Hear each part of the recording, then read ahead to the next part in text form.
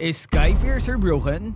Hey guys, what's up? Welcome back to Game Mechanics, and today we're tackling the hottest item in the ML community, Skypiercer. We'll cover everything you need to know from stats, how it works, and the best heroes to use it on.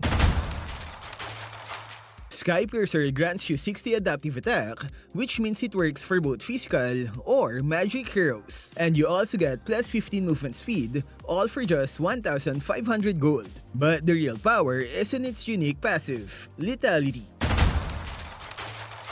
This is where Skypiercer gets interesting. When you damage an enemy while their health is below 6%, Skypiercer kills them by dealing 9,999 true damage. It's like the execute battle spell, but you don't have to press it. But wait, there's more! Each kill gives you 10 lethality stacks, and it grants an additional 1% HP threshold for every 10 stacks. These stacks make it easier to execute enemies. So at full stacks, which is 60, that will grant you a total of 12% HP threshold. It means you can execute enemies if you hit them while their HP still has 12% remaining.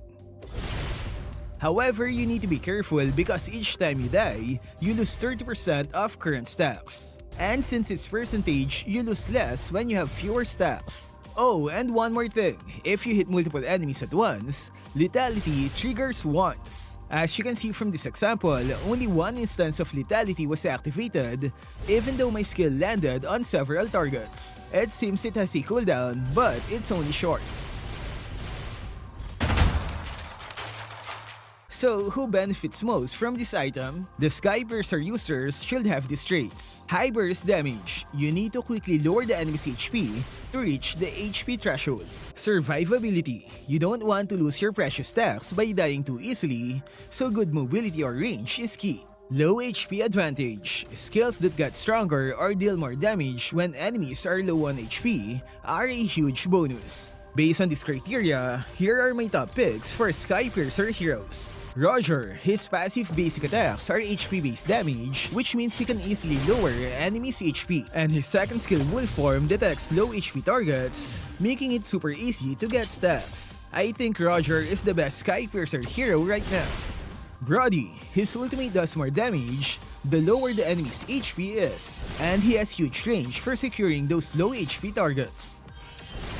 Beatrix, not really ideal in the early game because of low damage. But once it's mid to late game, her high damage and skills set up Skypiercer executions perfectly. With her sniper basic attacks and ultimate skills, she can deal insane damage while maintaining distance.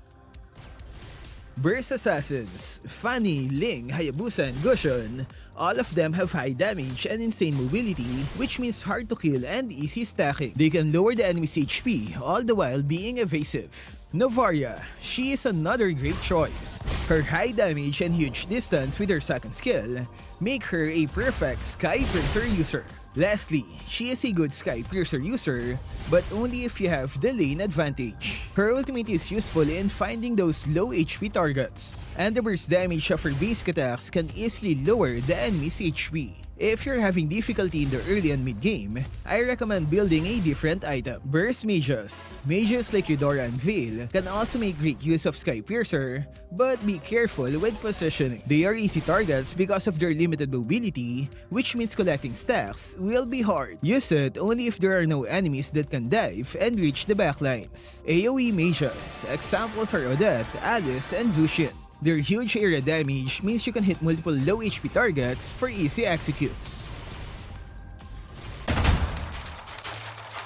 Marksmen with no mobility should avoid Skypiercer, as they're easy to kill and will lose those stacks quickly. Hanabi, Layla, and Ixia will more likely be targeted by the enemy. Tanks and fighters aren't great either. They don't usually finish kills, so Skypiercer isn't very useful. Maybe on some limited fighters it can work, but for those sustained types, it's better building a different item. And squishy mages have the same problem as Marksmen. You have to stay alive to get those stacks. It's a gamble when building Skypiercer. I think you'll benefit more if you build damage items instead.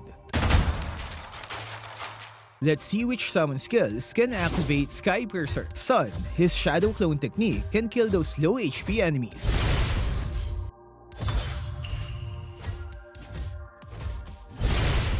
Popol, his best friend Koopa can activate the 999 true damage. Claude, the mirror image of Dexter, can activate Lethality. Zask, his nightmaric spawn, is also equipped with Sky Piercer. Vexana, her undead knight, can activate Sky Piercer even if she's far away. Rafaela, amazingly, her useful passive can trigger the instant kill effect.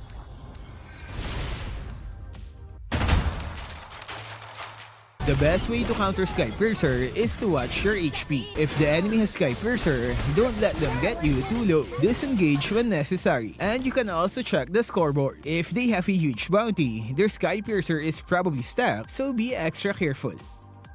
Basically, using Sky Piercer means minus 6 to 12% of the enemy's HP. If you're a squishy hero, it's no problem since you already have low HP. But for bulky tanks with high HP, that minus 6 to 12% HP is huge. And that's why many are complaining about its damage. If you want to counter Sky Piercer, the best way is to target and gank the Sky Piercer hero to lower their stacks.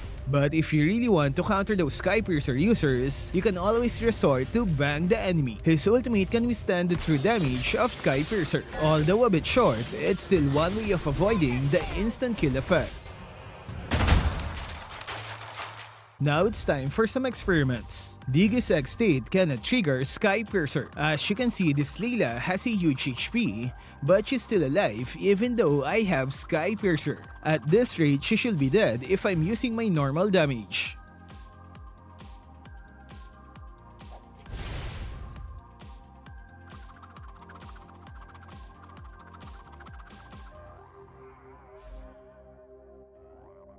Carmilla's ultimate does not share the true damage of Sky Piercer. And I think this is just right. That will be too overpowered if it worked. The damage of Execute Battle Spell cannot trigger Sky Piercer. From this example, the Layla is still alive, even with this low HP. I think it will be too powerful if Execute can activate Sky Piercer. Sky Piercer can pierce through shields. Here's an example with Jawhead using Aegis and his second skill. As you can see, the Sky Piercer proved it's worthy of the name because it ignored the shield. So that means Aegis can't save you from Sky Piercer. Cursed Helmet damage cannot trigger Sky Piercer. Based from this example, Layla's HP is extremely low, but she's not dying from a full stack Lethality. Valir's burning passive can trigger Sky Piercer. During teamfights, it can be easy to get hit with his passive burn. It's good on Valir, but the only problem is his ability to maintain stacks. Sky Piercer is a high-risk, high-reward item. If you can get ahead early and secure kills, it snowballs hard. But if you fall behind, it's not very useful because of its stats. So use it on the right heroes and play safe. And that's it for our Sky Piercer guide. What can you say about this new item? Let me know in the comment section. That's all for this video. Stay safe and thank you for watching.